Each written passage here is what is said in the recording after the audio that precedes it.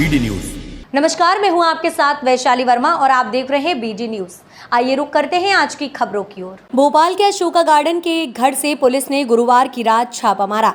यहां से पुलिस ने करीब 32 लाख कटे फटे पुराने और नए नोट बरामद किए हैं। प्रारंभिक जांच में सामने आया कि युवक मनी एक्सचेंज का काम करता था। उसके पास से एक लेटर मिलने की बात भी सामने आई है। हालांकि पुलिस ने किसी तरह का पत्र मिलने से इनकार किया है।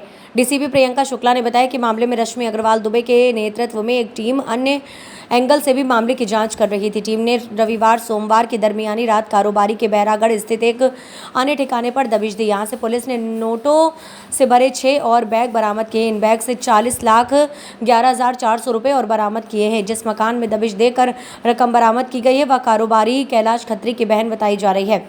इस प्रकार बरामद कुल रकम 71,69,473 रुपये हो गई है। शुक्रवार को कार्यवाही के बाद अशोका गार्डन की तत्कालीन थाना प्रभारी वंदना लड़कड़ा को सस्पेंड कर दिया गया। आरोप था कि उन्होंने अधिकारियों को सूचना दिए बगैर ही कार्यवाही की थी।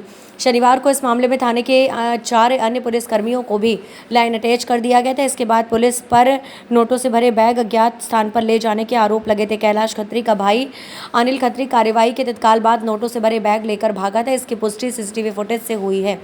50 से अधिक कैमरों के फुटेज चेक कर पुलिस ने पाया है कि अनिल बैग पहले पंजाबी बाग के एक घर में लेकर गया। उसके बाद वह इन्हीं बैग को बैरागढ़ में रहने वाली अपनी बहन के घर छिपा आया था। जैसा कि आप सभी को विदित है, दिनांक 9 मई को अशोका गार्डन थाना अंतर्गत पंत नगर में एक कैलाश खत्री निवास करते हैं, जिनके घर पे अशोका गार्डन के स्टाफ के द्वारा दबिश दी गई थी। इस दौरान उनके घर पे काफ़ी ज़्यादा कैश में रकम मिली थी, जिसमें मुख्यतः 10 के नोट और 20 के नोट काफ़ी बड़ी संख्या में थे, जिसकी जब जब्ती बनी थी तो लगभग 31,58,000 रुपये उसी दिन उनके घर से जब्त किए गए थे। इसमें जिस पुलिस स्टाफ के द्वारा दबिश दी गई थी तो कुछ लापरवाहियाँ उनकी सामने आई थी, जिसमें दबिश के बाद जो गार्ड नहीं लगाई गई थी उस वजह से कैलाश खत्री की फैमिली को मौका मिला था कुछ पैसे वहाँ से खुर्द-बुर्द करने का। इसमें एडिशनल डीसीपी जोन 1 रश्मि अग्रवाल, एसीपी हबीबगंज मयूर खंडेलवाल और टीआई शेपुरा रघुनाथ शक्तावत,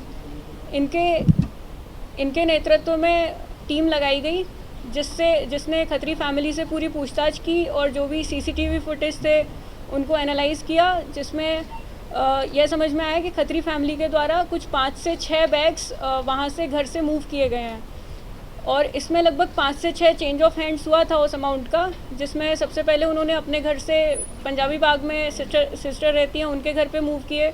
उसके बाद वहाँ से बैरागढ़ में उनकी सिस्टर रहती हैं वहाँ पे मूव किए। उसके बाद फाइनली बैरागढ़ में गुलाब मेघानी रहते हैं ओल्ड बैरागढ़ में, उनके घर से फाइनली उस अमाउंट की जब्ती हुई है, जिसमें 40 लाख रुपए की जब्ती हुई है फाइनली। इसमें जो 9 मई को सीज़ हुआ था उसकी जो सूचना है वह तभी इनकम टैक्स डिपार्टमेंट को दे दी गई थी और जो आज इसमें जब्ती हुई है 40 लाख रुपए की, उसकी सूचना भी इनकम टैक्स डिपार्टमेंट को दी जा रही है। लापरवाही को देखते हुए इसमें एक जो टाइम बाउंड इंक्वायरी जो ऑर्डर की गई है। पुलिस जवानों को भी अपराधी बनाया जाएगा। इसमें अभी कोई अपराध उनका नहीं समझा है, लापरवाही ज़रूर है और जो टाइम बाउंड इंक्वायरी ऑर्डर की गई है उसमें जो भी तथ्य आते हैं उनका फाइनेंशियल इरेगुलरिटी से रिलेटेड कोई आपराधिक रिकॉर्ड नहीं है। एक कैलाश खत्री के भाई हैं अजय खत्री, जिनका क्रिमिनल रिकॉर्ड है काफ़ी ज़्यादा, लेकिन बाकियों का कोई ऐसा क्रिमिनल रिकॉर्ड नहीं है सीरियस। कहीं ना कहीं ऐसा नहीं लगता कि भाई सब इतने पुराने हैं, मैच्योर हैं और टीम जो है ऑलरेडी थाने के अंदर मैदानी पुलिस में कार्य कर रही है, सडन कोई मुखबिर सूचना दे और इतनी बड़ी राशि का कहीं होना पाया जाए और उसके बाद अपने आला अधिकारियों को सूचित ना किया जाए, कहीं ना कहीं पूरा पुलिस का प्लान तो नहीं लगता थाने स्तर पे कि लूट करनी है, पैसे निकालने हैं, गायब करवाने हैं। अब ये देखिए, यही लापरवाहियों को देख करके जो है सस्पेंशंस हुए हैं और एक टाइम बाउंड इंक्वायरी भी ऑर्डर की गई है। जो भी तथ्य आएंगे उस बेसिस पे कार्रवाई की जाएगी पुलिसकर्मियों के खिलाफ। इसमें जो है कुछ लापरवाहियाँ सामने आई थी टीम की, जिसमें सस्पेंशंस भी हुए हैं और उनके विरुद्ध एक टाइम बाउंड इंक्वायरी भी ऑर्डर की गई है, जो भी स्टाफ की लापरवाहियाँ सामने आई हैं।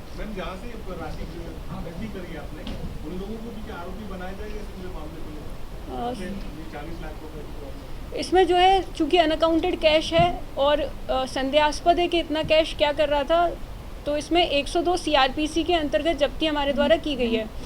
102 सीआरपीसी में इसमें हम भी जांच करेंगे और इनकम टैक्स डिपार्टमेंट भी जांच करेगा। यदि कोई अपराध का होना पाया जाता है तो इसमें एफआईआर दर्ज होगी और जो भी इसमें चेन में लोगों के नाम आए फिर उनको अपराधी उसमें माना जाएगा। मैडम शुरुआती जांच में आपने बताया 32 लाख रुपए की राशि जो है जब्त की गई थी, लेकिन 40